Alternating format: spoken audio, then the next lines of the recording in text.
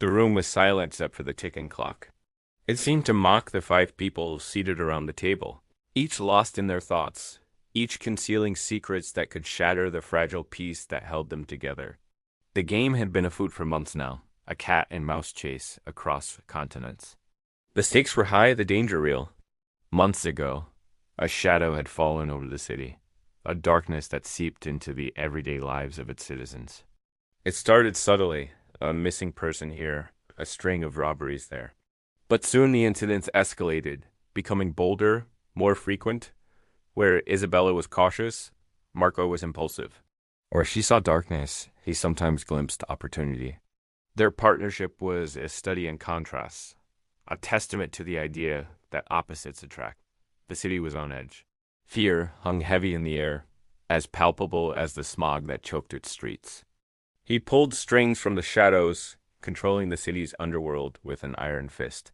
Threats were made, lives were put in danger, and trust became a luxury they couldn't afford. In the face of such adversity, their partnership was put to the ultimate test. Differences were put aside, egos bruised, alliances formed. They were no longer just two detectives on a case. They were soldiers in a war, fighting for justice in a landscape where the enemy was unseen and the casualties were high. To reach him, Isabella and Marco had to navigate a labyrinth of deceit, double crosses, and betrayals. And yet here they were trapped in this room like pawns in a game they didn't understand. The city was quieter now. The darkness lifted, but the cost was immeasurable. Then, as if sensing the mounting tension, one of the men spoke up, his voice breaking the silence like a gunshot. Lives shattered, futures uncertain, and the specter of death lingered like a bad smell.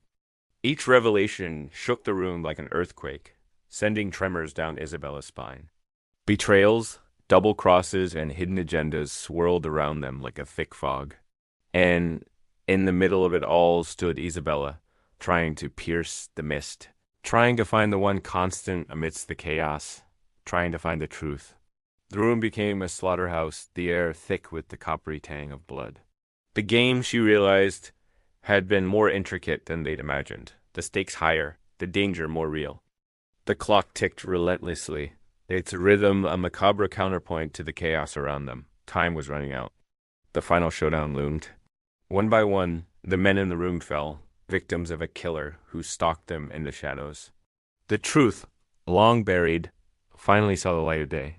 The final confrontation was inevitable, a clash of ideologies, a battle of wills. In that moment, Isabella knew that nothing would ever be the same. The world as she knew it was about to shatter. With each life extinguished, the room grew colder, the shadows deeper. The room became a battleground, the walls closing in, the shadows deepening. The choices made in those final moments would echo for years to come. The journey had been arduous, the cost immeasurable, but the destination was worth it. Every move was a calculated risk, every breath a gamble. The truth, though painful, was a balm, a soothing ointment on the wounds that had festered for so long. Justice, though delayed, was served. The scales tipped, balancing the equation of right and wrong. Her world was one of grime and grit, of shadows and secrets. It was in plain sight, hidden in plain view. Yet life, as it always does, marched on. The city began to heal, the wounds to close. And as the days turned into weeks and the weeks into months, the pain dulled, but the lessons learned endured. They had won the battle, but the war was far from over. She was a cornered animal, her back against the wall, her senses heightened, ready to pounce or flee. The capture of Don Angelo Moretti had been a triumph, but it had also opened Pandora's box. Now the past was unraveling, threatening to engulf them all. But she was a beacon in that darkness, a symbol of justice in a city that often blurred the line between right and wrong. They chased leads that turned cold and questioned suspects who became ghosts. Marco, his bravado crumbling, revealed a vulnerability that surprised her. Who among them was the mole? Who had betrayed their trust, leading them into this deadly game? And what did the mysterious benefactor want? It was a confession, a revelation, a threat. The words danced before Isabella's eyes, weaving a tale of deceit, betrayal, and murder. The others, their faces masks of anxiety and fear, were as impenetrable as the secrets they guarded.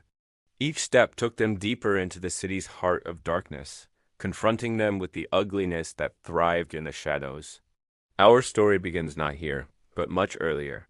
Enter our protagonist, Detective Isabella Rossi, a woman forged from the same resilient steel as the city she patrolled. Her partner, Detective Marco Alvarez, was her mirror and her foil. Their investigation led them through the city's underbelly, into smoky backrooms and hushed boardrooms, through dingy apartments and opulent mansions. A name whispered in a dark alley, a face seen in a crowded street, a symbol etched in a gang's graffiti. All signs pointed to one man, Don Angelo Muridi, the city's most wanted crime boss. Then came the breakthrough. But catching Mori was no easy feat.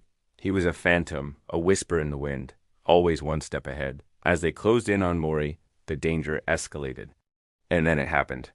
A raid, a shootout, and finally the capture of Don Angelo Moretti. The city exhaled. Justice had been served, or so they thought. The victory, however, was short-lived. For in the aftermath, when the adrenaline ebbed and the wounds were dressed, the full weight of their loss settled upon them. It was in the quiet moments after, when the echoes of gunshots faded and the dust settled, that the true cost of their victory became apparent. And here we are now back in the present, in that silent room where 5 people sat shrouded in secrets. Isabella found herself face to face with ghosts from a past she thought she'd buried. And then there was the letter, a single sheet of paper that held the key to it all. Each tick of the clock was a hammer blow, driving home the urgency of their situation. As the minutes stretched into hours, the room became a pressure cooker, the silence deafening. And so began the unraveling, a slow, agonizing process of revealing truths that had been buried for years. They were all players, pawns in a game controlled by unseen hands. As the night wore on, the body count rose. Marco, his face ashen, his eyes haunted, was the first to fall, then another, and then another. And still Isabella fought, driven by an instinct that was as old as time itself, the need to survive. Finally, only Isabella and one other man remained. The identity of the mole revealed in a moment of desperation, a final twist in the game. It was a battle of wits, a test of wills, a fight to the finish. And then, in a moment of blinding insight, Isabella saw it, the key to the entire mystery, the answer to the riddle that had consumed her for months. In a heartbeat, everything changed. The past, the present, and the future collided in a glorious crescendo of revelation. With the mystery solved, the danger escalated. As dawn broke, casting its pale light over the city, the game reached its climax. Lives hung in the balance, destinies intertwined. Amidst the chaos and destruction, a sense of closure came. In the aftermath, as the sun rose higher in the sky, casting its golden rays over the wounded city, there was a sense of hope, a fragile bud amidst the ruins. They had unraveled the mystery, but the memory of the fallen lingered, a haunting reminder of the price they had paid.